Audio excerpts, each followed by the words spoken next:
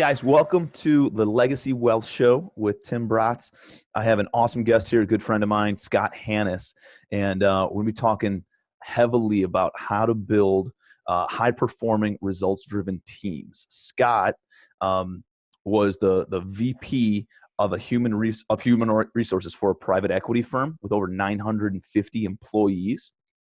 And this private equity firm that he used to work for, he now has his own consulting business. We'll get into that probably a little bit later. But the private equity company that he used to work for would go into businesses, and essentially Scott and the COO would go in and put new people, processes, systems in place to turn around failing companies and distressed companies. And they'd come in, put all these things in place, automate the business and have better teams there in order to have a more successful company, and then they'd let it cash flow. So they turn the whole ship around, have a lot of success, very similar to what I do in apartment buildings, right? So I go find distressed apartment buildings, fix them all up, put better systems and management and fix up the property itself and the management process, and then let it cash flow for long-term wealth building. So Scott used to do the exact same thing in the human resources world, and did that with the previous company with 950 employees. The company that he was VP of human resources for before that had 1,100 companies. He led the entire turnaround of that entire U.S.-based company, but they operated in 3 different countries. This is a really, really cool stat on Scott.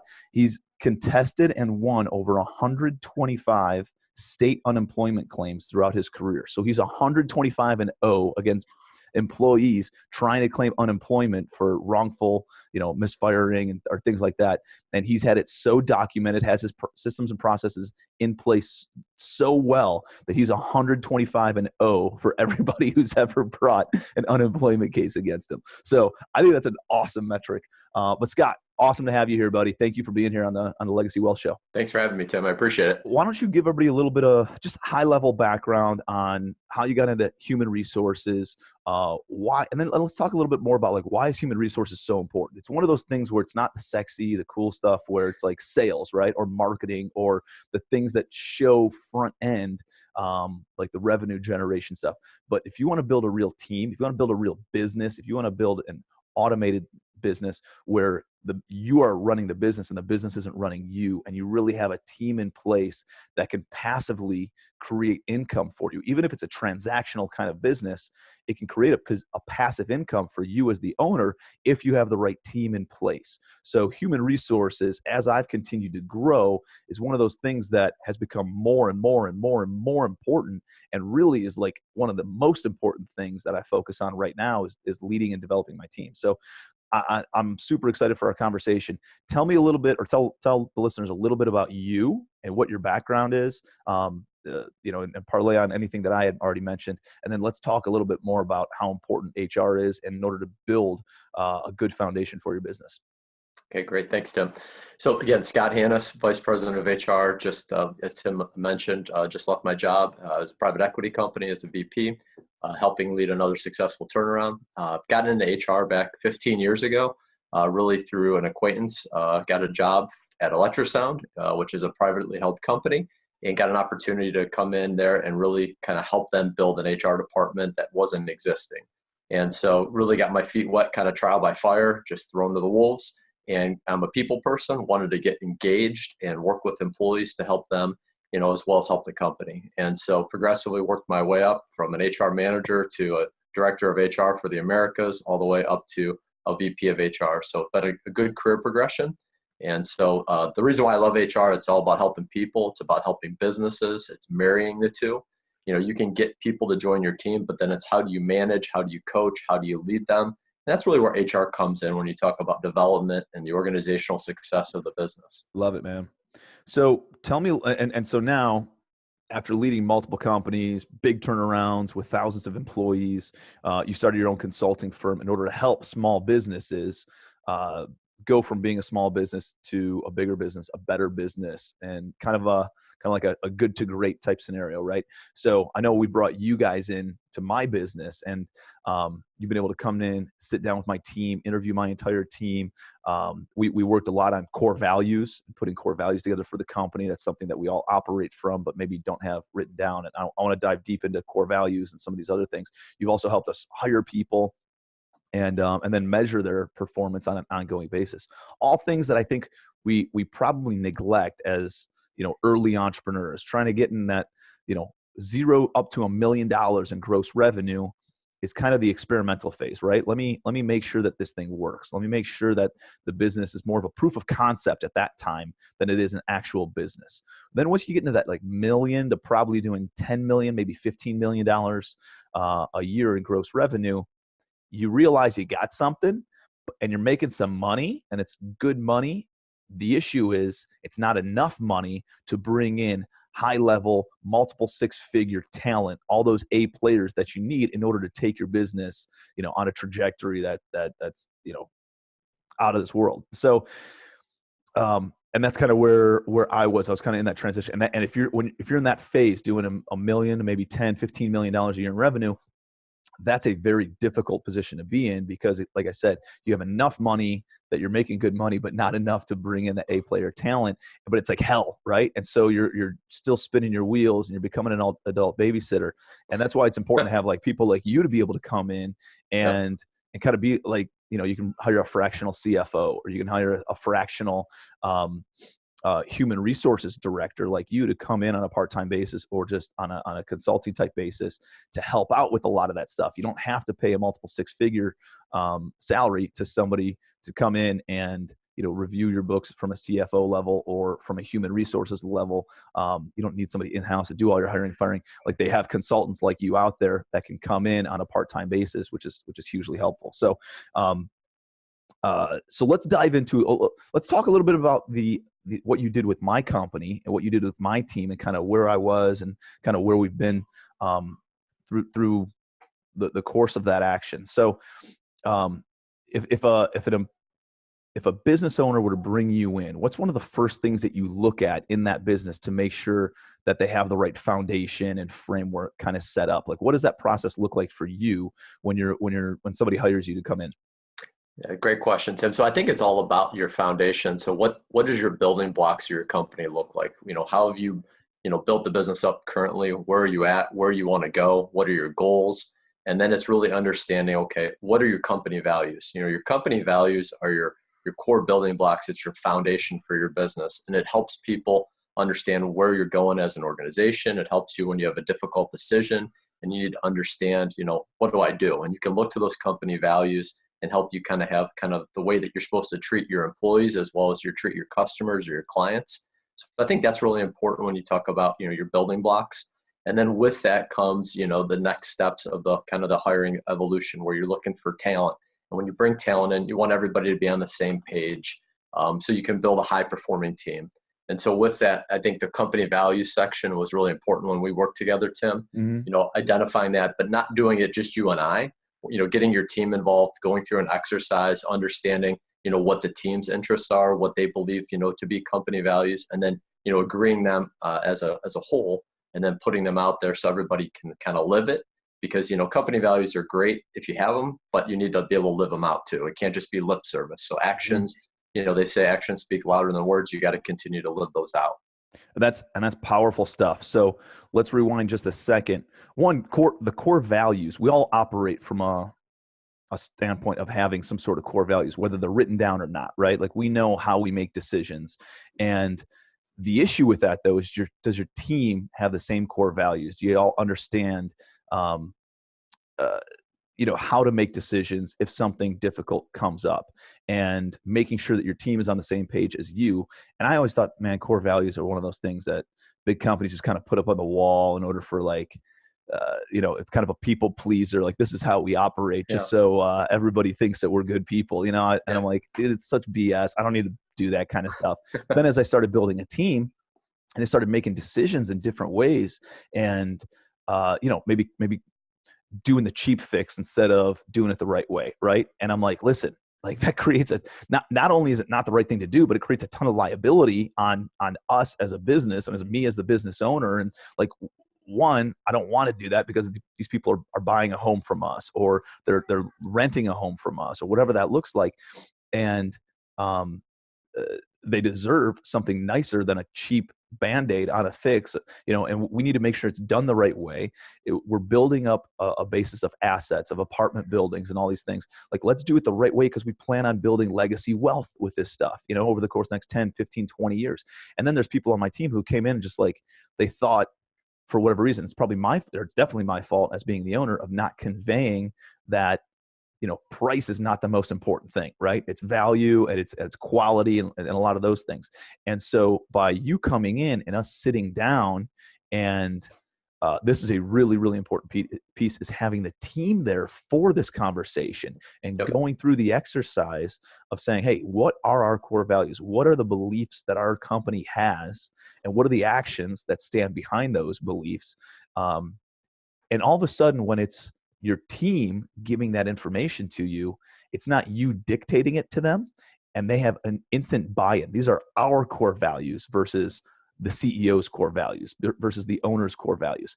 It's our core values. And then when that happens, what I've noticed is that if somebody on the team is not living by those core values and not operating by those core values and not making decisions by those core values, other members of the team then hold that person accountable. And it's powerful stuff, man. So that way I don't have to do it as the CEO. My COO doesn't have to do it. I mean, it's almost like a self-policing type vehicle. And it's just, gets us all on the same page and looking in the right direction. So core values have been really, really powerful for us. So that's the first thing that you do when you sit down with an organization. You're sitting down with them, asking them, what are your core values? Let me look at those. Let me read those. And if they don't have them, then you would lead an exercise with the team in order to put some of those things in place and have them on paper, right? Yeah, and to me, that's the building blocks of the organization, really. And, it's, again, how you live it out, how do you work, how do you operate? And then I think the next step is really like what we did with your business, Tim, is sitting down with each of the team members, asking them, do you like working here? Do you not like working here? What are you passionate about? Going through those different things so you get an idea of where everybody's head's at. And then it's about defining, okay, what roles and responsibilities is each person doing on your team, Yep. And, like with your team, I asked everybody to write those things down and, then define, kind of what their role and responsibility is so they kind of stay in their lane. So you have a structure put in place so you don't have to worry about, Johnny's doing this and Sally's doing this and nobody's collaborating and no one's on the same page. So it's important that you have those defined roles and responsibilities. And then from those discussions, Tim, we built out job descriptions for every single employee on your team. And that really kind of, again, holds them accountable, just like the core values do and, your company values. And that just really helps you so you can manage your team successful and you don't have to worry about, babysitting as much, because in HR, to your point, it's not always sexy. It's not always glamorous, but it really, people are your most important asset. And without your people on your team, like, you don't get half the stuff done. You can be a great entrepreneur by yourself, but without a successful team that's all in this, rowing the same boat in the same direction, you're not going to be as successful as you want to be. So it's important you have that unity, you have that, team camaraderie, you have that teamwork in order to continue to grow your business and scale it up. 100%, man. I 100% agree and believe that, there's two things you can spend money on. That's an actual investment in your business. One is marketing. You always see a return on investment, right? And two is people. You hire somebody, you pay them 60 grand a year or 100 grand a year or 200 grand a year. You can expect a return on that investment. You might be paying them $100,000 a year, but they might be generating $1 million a year of revenue for your business. And so you always see a return on that. I think it's one of those things that it's not as easy to quantify as a marketing, as putting some marketing in place, like a direct mail campaign or a ringless voicemail campaign or one of those types of things where you can spend money on advertising on a Facebook ad and you see the metric of how much comes in immediately. With people, you see it at the end of the year with the financials, but can you attribute 100% to that or not? So it's a little bit more difficult. And I think that's maybe why people don't value it as much. But 100%, man, once I hired an employee and I saw the results and how it freed up my time and we made more money, it was super, super impactful.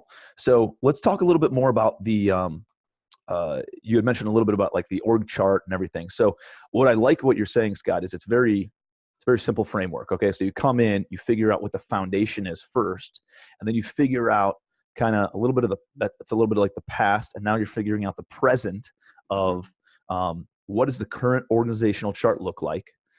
Who's where, who's in what box, which box do we need? Let's write out the boxes first and figure out what the different roles and responsibilities are. And then let's figure out who in the organization fits into each one of those different boxes, and put a very clearly defined sheet and essentially bullet points of the roles and the responsibilities and the job title and everything for that job. Now, when you do that, though, how do you get away from, hey, that's not my job description, or hey, that's not on me, that's this person's job? So, like, one of the things in my organization, I want everybody to have 100% ownership over the company, not just their role. So I want to get them to come in and say, hey, listen, so and so sick, or so and so's kind of a weak link, or not I don't want to say it in a demeaning or adverse way, but somebody needs a little bit of help. They're consumed, they're overwhelmed. And what does that look like in order to get other people to feel like, hey, listen, let me pitch in, let me help out, because we don't want the company to struggle. And even though it's not in their job description, how do I get them to have a little bit of the ambition and a little bit of the willingness to help in other aspects in case we need that? Not saying that that's their job description, but how do you stop that from, hey, one, it's not my job description, so I don't need to do that. That's somebody else's problem, not mine. Or am I wrong? Should I not have everybody have a global mentality for the business and just let them focus on what their role is? Yeah, those are great points, Tim. I think, a lot of times, I think companies try to put people, like on the org, we'll go to the org chart first. So a lot of times people put people in roles where they think they should be, and not always do you have the right people on your team. So to your point, you need to identify what, slots you want to have under your org chart. And then if you don't have that right talent, I mean, that's why I have a job, right? Because at the end of the day, sometimes you have to get rid of people, and there's a right way to do it and there's a wrong way to do it. And when you do it the right way, you can be, it can be a very successful transition. You can make sure that, you don't have lawsuits and things that are going to give you additional risk in your business. But at the end of the day, it comes down to, how do you hire the talent that you're bringing into the organization? What are the roles, responsibilities you're trying to define? What do you want them to do? And then when you bring them in, Tim, it's all about, how do you manage, coach, and lead? So, I think it all starts with relationships. So anytime I bring on a new employee with my last job with 950 employees, it's how do I onboard them? What's that process look like? I always have them sit down with each of the members of management. They go through a process where they're building relationships, understanding what that manager does, and really get an idea of kind of what that person's like. Because once you have that relationship built, it's real easy to go to Johnny or Sally and say, look, I need you to help me with this because we got this, and this going on. So it's about building that relationship. It's about having, direct and open communication with your team. If you're expecting a cross-functional, diverse team that's going to be able to maybe help out with sales or acquisitions one day, and then maybe is working on project management the next day because someone's out sick, you got to have that relationship, and you got to have everybody on the same page. And that's, again, where those company values come in. That's where, you're bringing in your talent, and you're looking for A-level talent, that you make sure you bring in people that want to help and want to help you succeed and grow. And that's where also your business goals as the owner, you got to be able to communicate those very clearly to your employees so they know what the top end goal is. Like today, we may have $1 million in real estate, and in 5 years we want to be at 10 million. Well, how are you going to get there? I mean, that's great to have that number out there, but what's your step goal plans? What do those look like? Do you have, KPIs, key performance indicators that are driving your business? Do you have SMART goals that are objectives that are driving your employee performance? If you don't have those things, I mean, people are going to do what they do every day, which is the same thing. And that's the definition of insanity. And things don't get better, and it's chaos. And then you're calling me, Tim, saying, hey, Scott, I don't know why Johnny's not doing this or Sally's not doing that. So, I mean, everything ties together based upon how you communicate, the relationships you have, and getting everybody to buy into this idea that you're building a great organization and you want them to be a part of it. To your point, they're resourceful. They're able to get stuff done on their own. If they don't know something, they're taking the initiative and doing stuff. And that all goes back to how you coach, lead, and you manage your employees. So it goes back to setting expectations, right? It goes back to what your core values are and how you make a decision. And so there is no right or wrong, I guess, is what I got from that response, as long as it's a clearly communicated expectation to your entire team and to especially that role and that position. So it's Absolutely. good. That's a good answer, man. So I love that you hit on KPIs. I love that you hit on metrics, and having metrics in place to measure your business.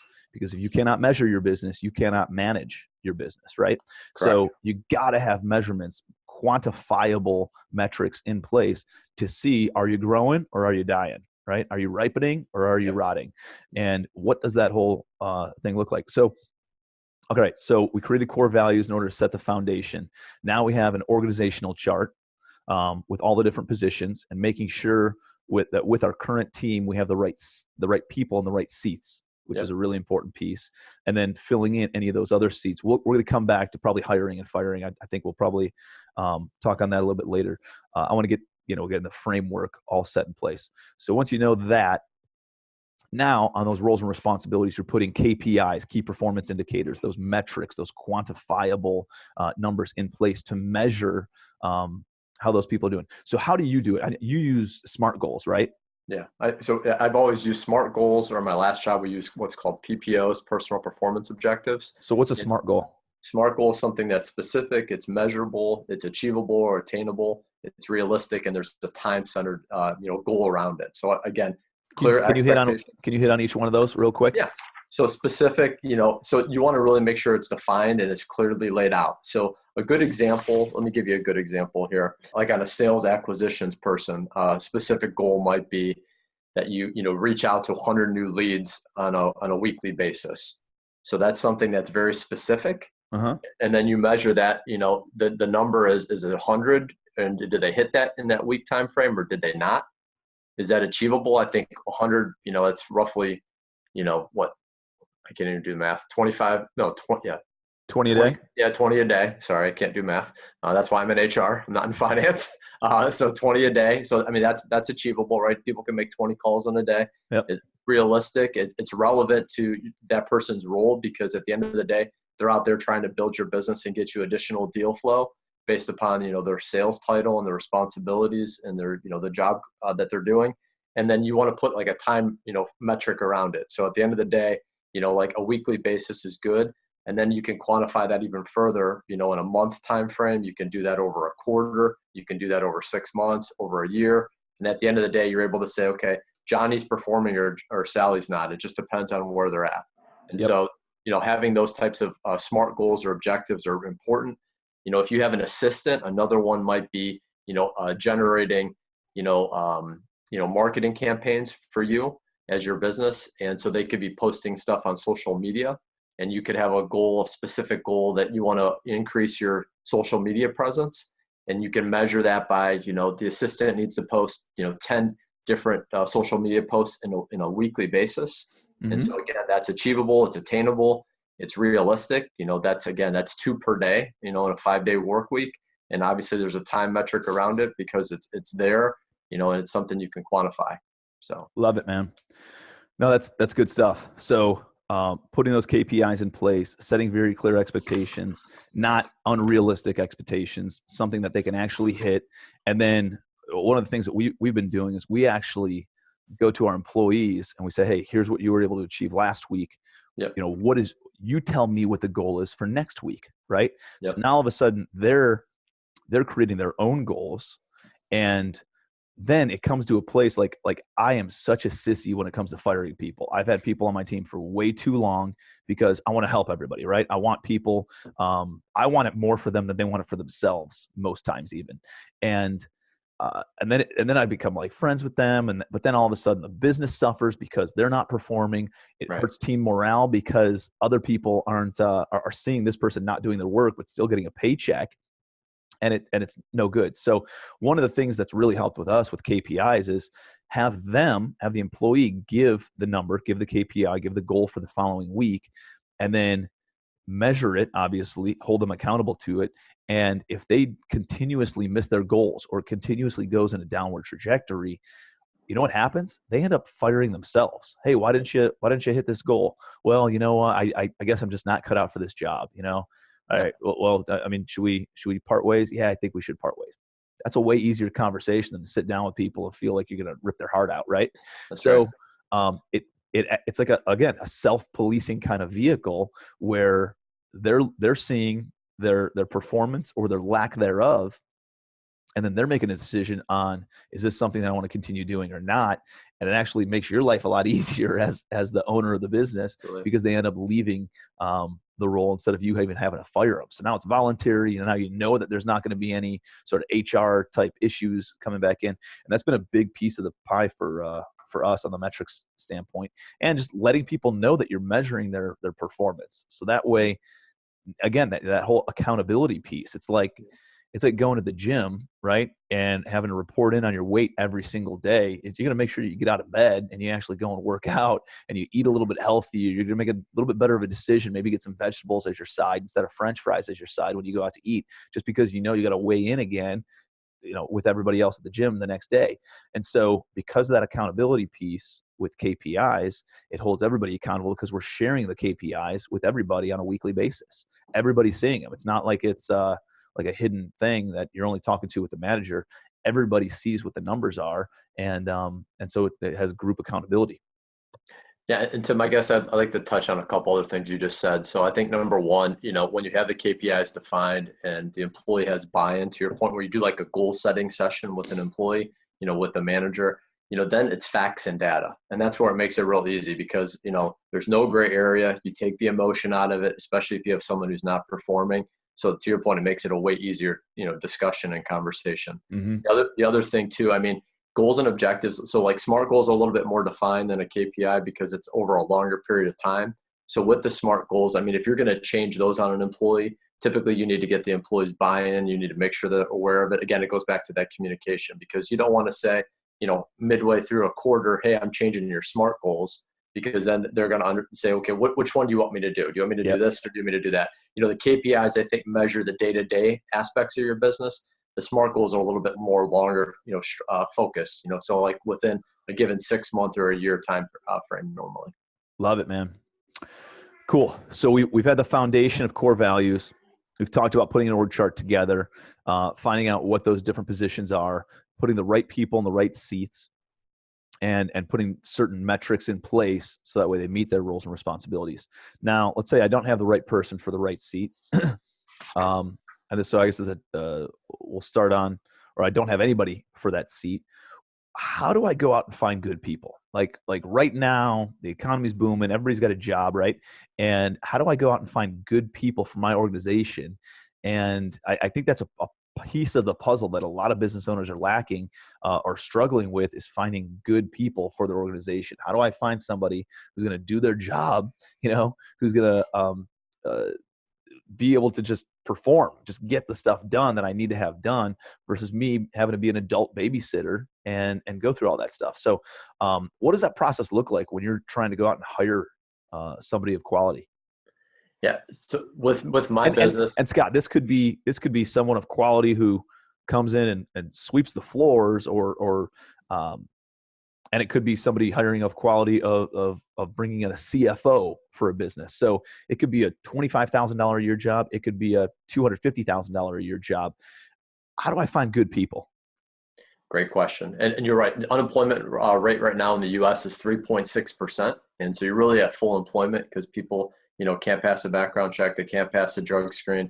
So it's very challenging. There's a number of different ways you can go about finding talent. And so number one, you could always, hire me. I'm happy to help you out. And, because I have that expertise doing it for 15 years. I've hired thousands of people. Mm-hmm. But at the end of the day, there's a number of ways. You can post your ads on Indeed. You can do stuff on Facebook. You can put the stuff on Craigslist. You can ask for referrals. But with that, it all starts with your job description. What is this person going to be doing? What's the compensation rate going to be? Is that compensation rate, within the market? So it's doing some market studies, analyzing, okay, for example, an assistant should make around $15 an hour, we'll say. And so if you're going to pay that person $10 an hour, you have to understand good expectations on your part that you may not get a quality person at $10 an hour. If you pay the market rate at 15, you're going to get a much more qualified person that's going to help engage and grow your team. So how do you look up that metric? Like, how do you know that? I'm sure an assistant in Cleveland, Ohio is probably, I'd assume, paid less than an assistant in San Diego, California, or in Manhattan in New York City? Like, is there some place to go and look up what a standard person in that role gets paid? Yeah, so like the free sites that are out there, like the BLS, the Bureau of Labor Statistics. So it's www.bls.gov, and you can type in a job title and see kind of what the market rate is based upon the area that you live. Okay. Other things you can do, like on Indeed, you can put in a search in for an assistant in San Diego, California, and you'll see other people will post on those Indeed ads kind of what their pay range is. Other things you can do, like I have access to as an HR professional, things called Connexa and ERI, which give us labor and wage statistics. So I can able to access those types of things to kind of give you some additional data. Got it. The other things you can do, obviously as entrepreneurs, we network, we talk to a lot of people. We can ask other entrepreneurs in the area, what are you paying your assistant? I'm thinking about hiring one. This is why I really need it in my business. It doesn't hurt to ask the questions, Sure. especially to your peer group. Sure. Well, that's helpful. And again, I'm hearing something that you keep on saying that I just want to kind of extract, is that you're figuring out what the end goal is, right? So you're figuring out what that role, what that responsibility, what that KPI is going to be, and then you kind of reverse engineer in order to then go do the marketing and go find that person. But you got to know what the destination is in order to create the roadmap in order to get there, right? Definitely for your business overall, but it breaks down even into like your hiring and firing and that kind of stuff. And so I put the job description together, put the roles and responsibilities together, put the KPIs together for this position, for this box. And then I go and ask friends, ask for referrals, go on Indeed, post on Facebook. All these applications start coming in. I get 30, 40, 50 applications for this job. How do you then screen through all that? Like, or you look for the congruencies. Does this person have the skill sets that I'm looking for in this job description? So you're able to easily go back and refer to that and say this person's in or this person is not in, or could be in or definitely not in. And then what do? You do phone screens with everybody? Do you meet them in person? What does the interview process look like? Yeah, so it could be both. Normally I start with a phone screen to try to figure out, again, fit, because, if they meet all the boxes from a, job responsibility, they have that experience, it's real easy. The next step is, phone screening, the top candidates and going through, and, recruiting is a sales pitch, right? You're trying to sell an employee on why they should maybe leave their current, employer, or why they should come work for you and your business. So it's talking to them about, again, your company values and what great things the business is doing, what the team of people look like, that you're going to be joining, and then talking about, the opportunity. And, people want opportunities to grow. They don't necessarily want to be stagnant. Now, there are people that do, and that's okay, because we need people that are going to drive the bus, but not everybody wants to drive the bus. Right. Other people want to, own the bus, right? So it's understanding what their, kind of long-term career goals are. So it's going through that phone screen, understanding, this person a good fit. And if they're a good fit, we whittle it down based upon that, as well as kind of compensation. Because if someone wants to make $40 as an assistant and you're only budgeted to pay 15, they're probably not going to be a good match for you, right? Yeah. So we would go through. Why waste your time with it in person, right? That's right. So we would go through and kind of, weed out some of those people that just wouldn't be a good fit or that wouldn't be qualified based upon those things. You put the price or the wage in the listing though, right? It depends on the job. I've done it both ways throughout my career. And so it really depends on the business and the owner and manager of the person that's putting the job out there. So some people want that information advertised. Other people don't. It all depends on, the business. Yeah. And the other thing about the price, another thing I forgot to mention, Tim, you can go to salary.com, you can go to payscale.com, and you get an idea on kind of what the market level is. Now, sometimes those are inflated because people are putting that data in. Yep. So there's no checks and balance. That's why the BLS is usually a good tool. Yeah. And when you do post, so I understand that sometimes you don't post it, sometimes you do post it. When you do post the wage, do you usually give a range, or if it's a hard budget, like here's the most that I can pay, and that way it's just a setting clear expectation? Yeah, again, I've done it both ways. I think the range is probably the easiest way to do it, because I think it gives you a little more flexibility as a business owner. And, and I think, for example, we got a job that's going to pay 60 to 70 grand a year. If I call somebody and they applied, for the job, and Tim, they want 72,000 a year, I'm not going to disqualify that candidate just because it's $2,000 above my budget, especially if they're the most qualified, they have the best fit from a company standpoint. I'm not going to lose sleep over $2,000. What about hiring, are you hiring for that position, or are you hiring, trying to think of like, what's the next position that I can promote this person into? Or are you looking at both of those things, or not looking at it at all? Yeah, I look at both. So again, it depends on the position, but I always try to hire somebody one or two levels above where they come in at. So that helps me with further HR topics. We can talk about it another time, but it talks about succession planning and Yeah. kind of, if I have an assistant, could they move into a, project management type role? And then from there, can they get into maybe asset management and those types of things? So it's always about, how can I build the best team possible? And that's one of the things I'm really passionate about with HR and helping business owners is I get to build a team. So I get to be like a GM of the sports team. And I love my Cavs and I love my Indians and Browns, Cleveland guy. And Yep. so making sure that we can build the best team possible and we ensure success. And that's what, recruiting and staffing and hiring, A players is all about. Yep. Uh, and one of the things in my business is hired an assistant, turned into my project manager. Hired another assistant, turned into my asset manager. As Yep. you're saying these things, probably that's why you said it. Hired another assistant, turned into my COO. Like I love it because they're around you. They understand how you think. They understand how you make decisions. They understand how the business responds, Yep. and you see them kind of like elevate into certain roles or certain skill sets, I guess, that they're really, really good at.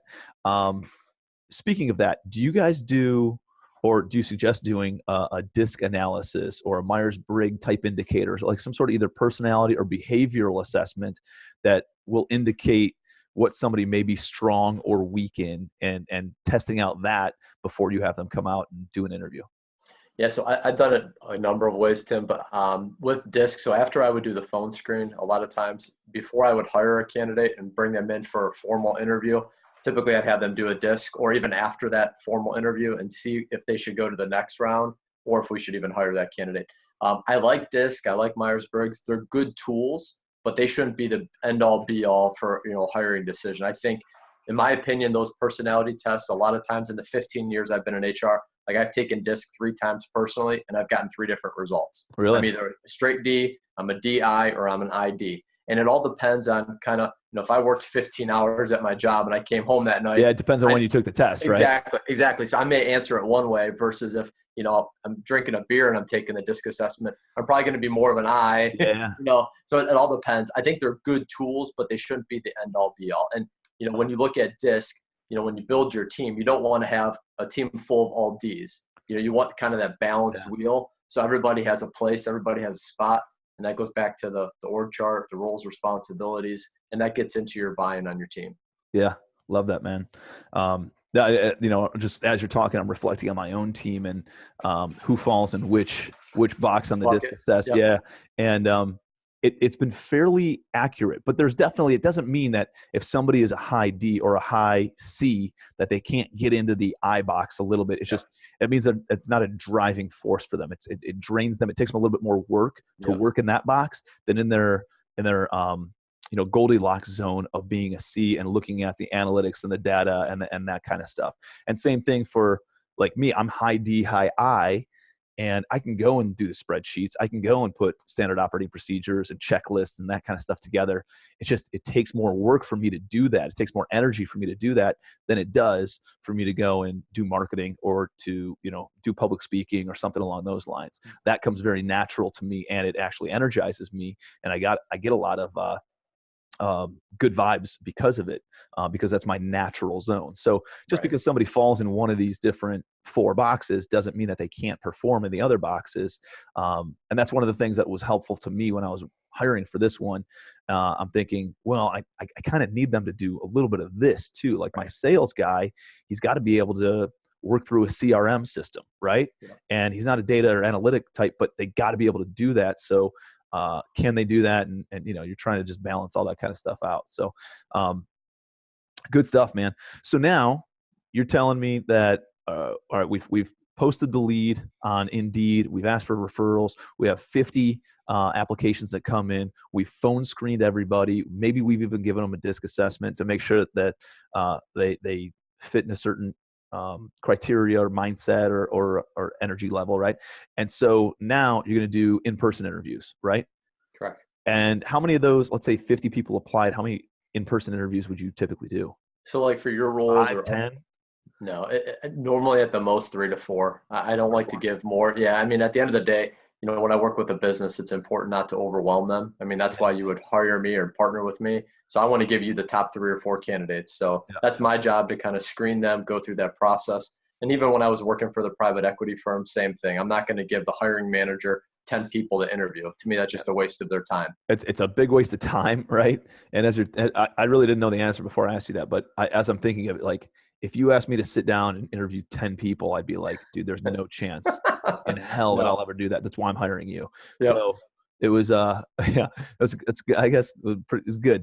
And then I remember, when you came in, you helped me hire our executive assistant, and you brought 4 people, and it was like really difficult to narrow it. I mean, one person was a clear not fit once we had an in-person interview with them, and then the other 3 were very difficult to kind of narrow down. They all had the skill set, they all had the technical knowledge on what to do and how to do it, but it ended up being really a fit of culture, right? Absolutely. Who we ended up hiring. So tell me a little bit about what you're looking for in the in-person interviews and the types of questions. You asked a lot of like very revealing questions that I think were pretty eye-opening to me as the employer of understanding what the employee was looking Yeah. for. I'm sorry. Yeah, and especially in your case, Tim, when we hired your assistant, it was great because we just got done with the company values, and so when we were going through the top 3 out of the 4 that we brought in, I was able to say, okay, Tim, does this person match this? Can you see them working here? Do you see the values that we talked about? And we brought up the values with each of the candidates and said, okay, how do you live those things out? So I think that made it an easier process. And then, after the interviews were over, you and I sat down with your COO and we said, okay, what's your thoughts on this person? Can you see them working here? And then it came down to the fit and the culture. I asked a lot of, during the interview, the phone screen questions are more about the technical aspect of the job. When I bring them on site and we do a formal interview, it's more behavioral based questions. So I'll ask them, give me a time where you were disappointed with something that you did at work where you made a mistake. How did you learn from that? That gives me a good idea if somebody, number one, admits that they're not perfect, because no one's perfect. Number 2, it gives me a good opportunity to understand that, when they made a mistake, they were able to fix it on their own. So they were resourceful, right? They didn't need to go ask for a bunch of help.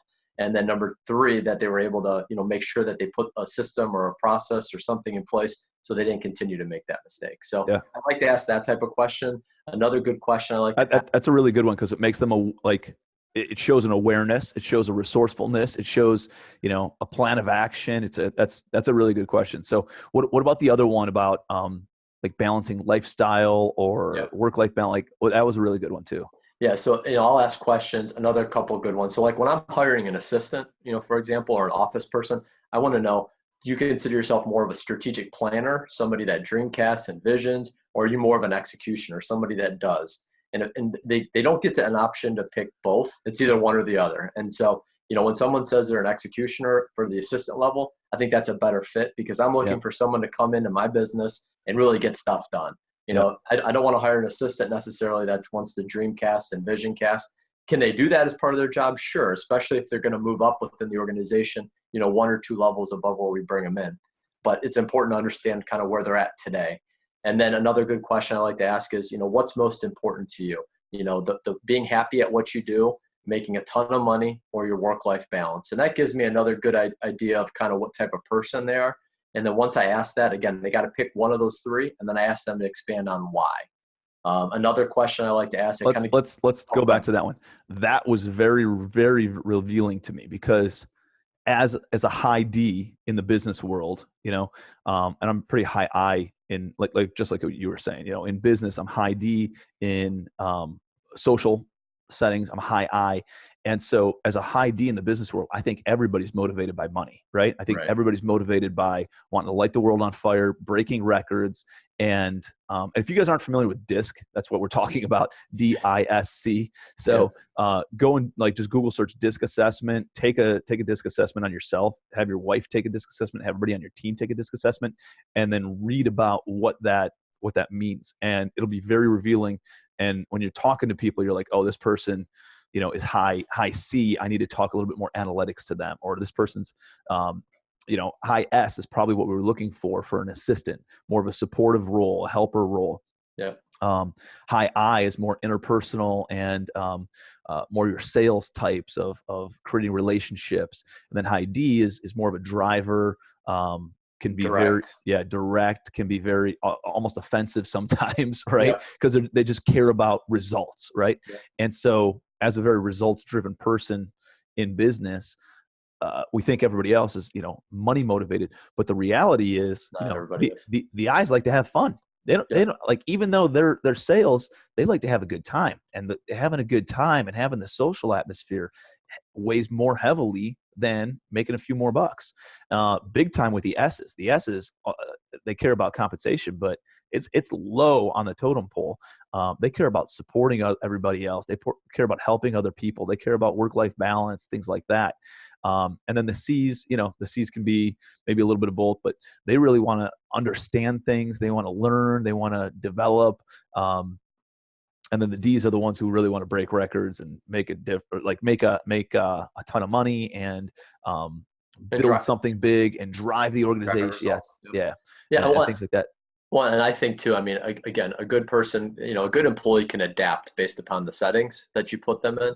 And again, having your team take it, again, there's value in that because it helps you as a manager or a leader to understand how to communicate with them. So there's definitely value. I don't want to say that they're awful, but again, I think that sometimes they can be skewed based upon when you take those tests. That's all I was saying back earlier. And it's very revealing when you're sitting down asking somebody more of a behavioral type question or a hypothetical type question of what's more important to you.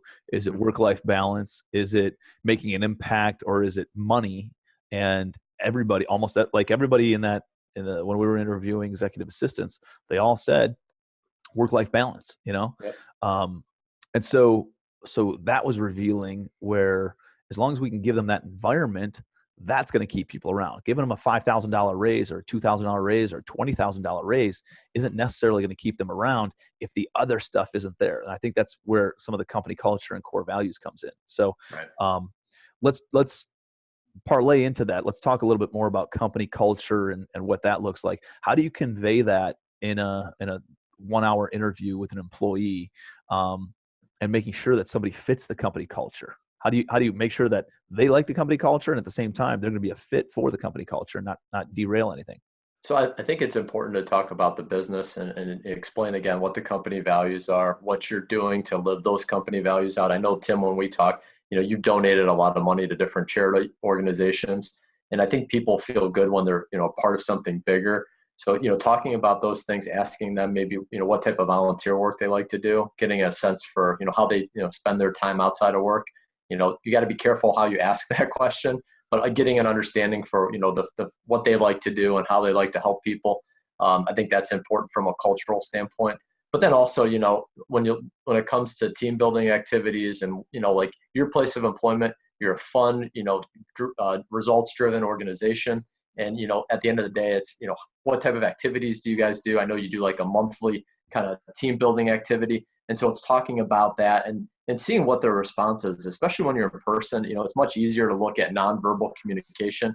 If their arms are folded or if they're looking off into space and they're not looking you in the eye, they're really not engaged. So those are things that I look at, the nonverbal stuff, as well as asking those behavioral questions. But, culture, that's another question I ask, is what's most important to you? The job title you hold, the industry that you work in, or is it the culture? And I would say probably, 10, 15 years ago when I first started in HR, it was all about the job title and the position that someone held. And now it's really, changed. It's all about culture. And it's all about, the environment that somebody works in. Is it a friendly environment? Is it a welcoming environment? Is there teamwork that, happens? And those are things that obviously you can't always tell during the interview process, but you can talk about it. You can see what their reaction is. You can ask them, give me an example of a time you've had to work, in a team environment. What was your experience like? Give me a specific example. And you could do the same thing, like even really high functioning teams, there's conflict from time to time.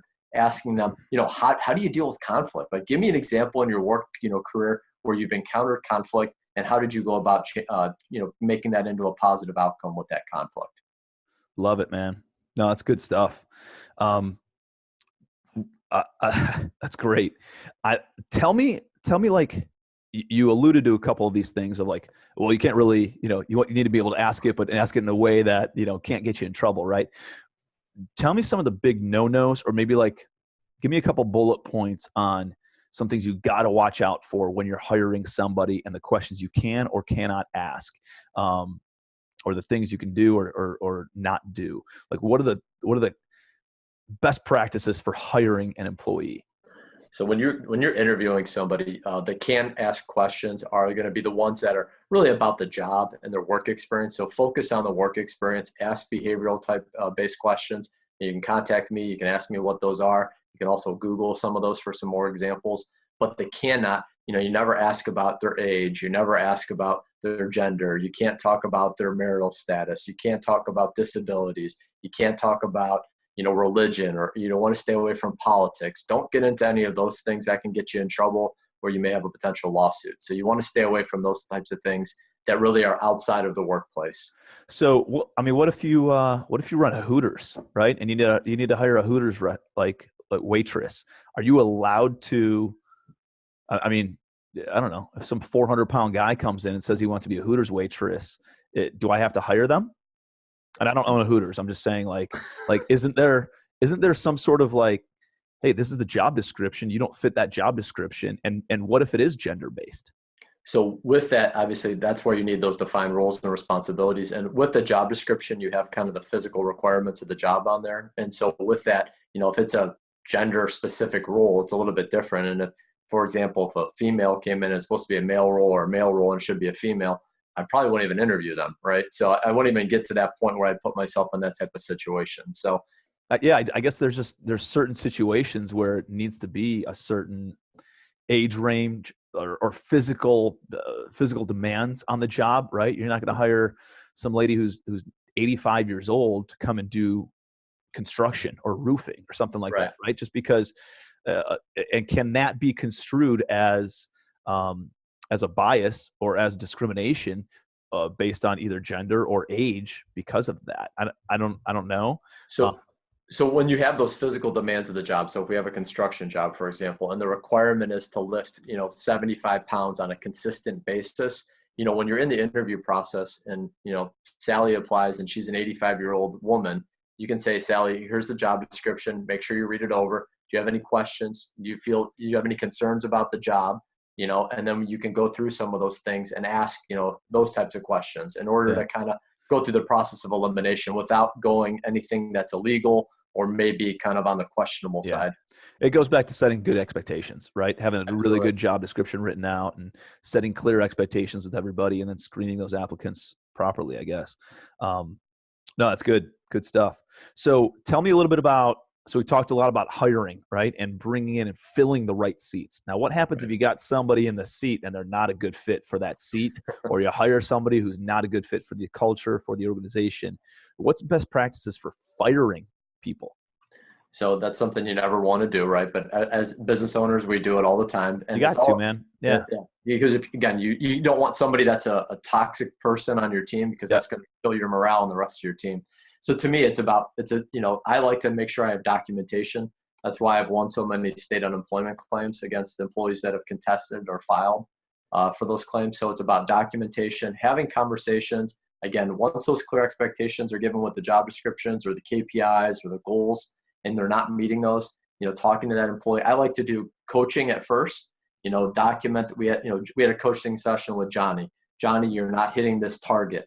How can I help you? That's good, because that shows that you were making an effort to absolutely advance that person or fix the problem as the owner or as the higher up in the company.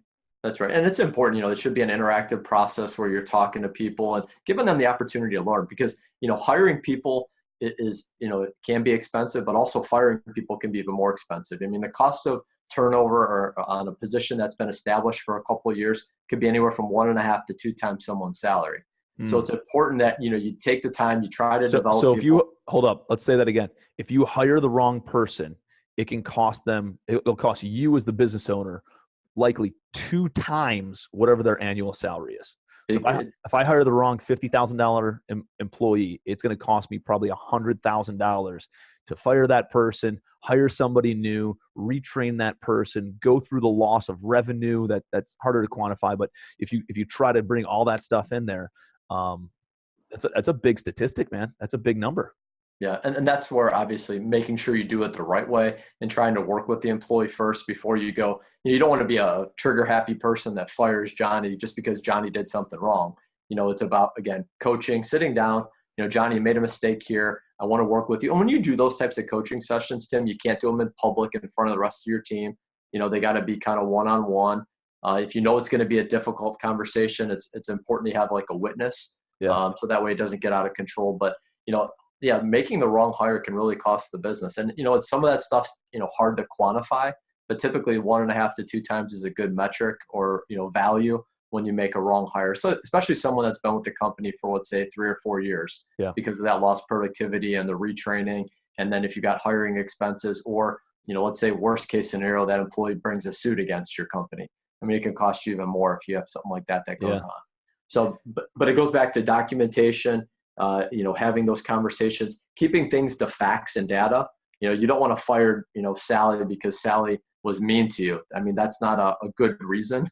You have to, Sally stole something, right? And you have facts and data that prove that Sally, took the company credit card and bought, I don't know, a golf club set for her husband. Okay. Yeah. And that's not a normal business expense. Obviously that's an easier situation to have a conversation. You bring Sally in, have a witness. Sally, did you do this? Yes, I did. Bye-bye, Sally. Right. And so it makes it doesn't need to be like a 3-strike rule in order to fire Sally in an instance like that. But if it's a non-performing type thing, you want to be able to show a track record and at least 2, 3, 4 conversations of trying to advance them and get them performing better. And then you could have that conversation. Is that kind of what you're saying? Yeah, and it depends on the situation. I mean, best practice typically is you have, progressive discipline set up in your company where if someone doesn't do something, maybe it's a coaching the first 2 times. The third time they make a mistake, it's a written warning or a verbal warning. Yeah. And then from there, maybe you do a suspension and a final notice that, Johnny, you do the same thing again, or you make any other mistakes, in the next year, we're going to let you go, and that way, again, it takes the emotion out of it, especially if it's facts and data. And when something happens that you have to address with an employee, don't wait a month to talk to that employee. Do it like right away. Make sure you as the manager, you take some of that emotion out of it. So again, you kind of compose yourself because you don't want to yell. Like yelling doesn't do anything to me. I mean, as an HR professional, keep it professional, talk to them, have the conversation, have a witness if you feel it's going to get escalated, and make sure you document date, time, what happened, give like a summary, and that will help you out. I read a quote this morning, just, a general 88 things I learned in life or something like that. And one of the quotes or one of the line items was yelling never, ever helps a situation no matter what. Doesn't matter. That's right. In any situation, yelling does not help. So why do it? Just stay calm, stay collected. You'll be perceived as more level-headed, right? Just by not yelling and not getting all upset. And that's important stuff.